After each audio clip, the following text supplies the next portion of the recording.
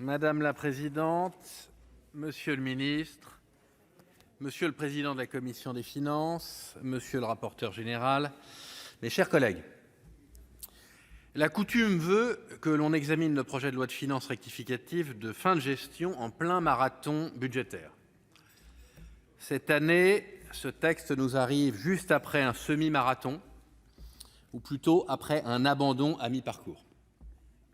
Après l'explosion en plein vol du projet de loi de finances pour 2022, je ne donne pas cher de ce PLFR. Et pour cause, en cette période de pré-campagne électorale, tout texte disposant d'un contenu politique, aussi minime soit-il, fait l'objet d'un examen brouillé par les enjeux des prochaines échéances. En l'espèce, la situation est assez claire. La commission mixte paritaire a achoppé sur l'article 12 de ce budget rectificatif pour 2021 qui vise à instaurer l'indemnité inflation. Je ne pense pas très utile de mener à nouveau les débats sur cette indemnité inflation. Nous savons tous la tournure qu'il prendrait. Chacun camperait sur ses positions et les désaccords de la première lecture auraient peu de chances de se résorber en seconde lecture. C'est d'ailleurs le message que la commission des finances a clairement adressé en déposant une question préalable. Je voudrais simplement partager avec vous quelques convictions sur le rôle du bicamérisme dans la droite ligne de l'excellente intervention du président Requier hier. Au fond, la question qui nous est posée par cette séquence budgétaire est la suivante. À quoi sert le Sénat ? À quoi sert le Sénat en période budgétaire ?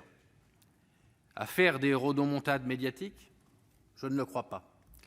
À voter la loi ? Je le pense. C'est l'une des prérogatives essentielles du Parlement, comme cela a été plusieurs fois répété hier, de voter le budget. Et sur ce sujet comme sur bien d'autres, le Sénat ne peut pas avoir le dernier mot contre l'Assemblée nationale. C'est dommage, mais c'est ainsi. Partant de là, comment peut-il être utile ? En s'opposant à tout ce que propose le gouvernement et sa majorité à l'Assemblée nationale ?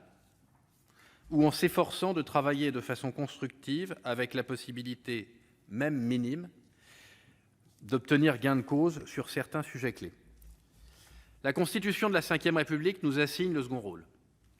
Et je dirais que si on n'est pas tout à fait satisfait, on peut parfaitement se présenter à l'Assemblée nationale.